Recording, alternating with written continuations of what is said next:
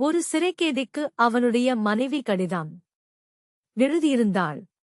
அன்புள்ள கணவருக்கு, நீங்கள் கடத்தல் வழக்கில் சிறை சென்ற பிறகு நானும் குழந்தைகளும் வருமானமின்றி தவிக்கிறோம்.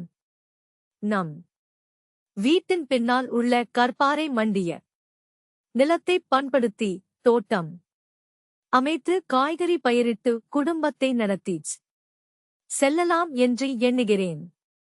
ஆனால் நிலத்தை தோண்டும் வழிதான் தெரியவில்லை.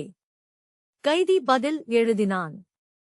அன்பே, குடும்பச் செலவுக்காக வேறு ஏதாவது வழி செய்து கொள். பின்னாலிருக்கும் நிலத்தில் கை வைக்காதே.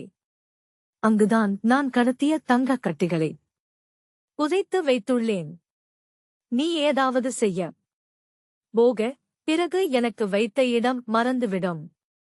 ஒரு வாரத்துக்குப் பின் மனைவியிடமிருந்து கடிதம்.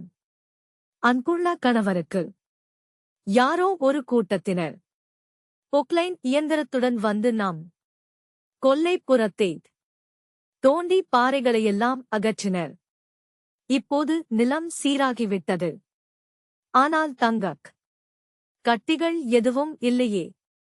கைதி திரும்பவும் மனைவிக்கு எழுதினான். அன்பே, அவர்கள் காவல்துறையினர் நான் உனக்கு எழுதிய கடிதத்தைப் படித்துவிட்டு தங்கம் தேடும் ஆவலில் தோண்டியிருப்பார்கள்.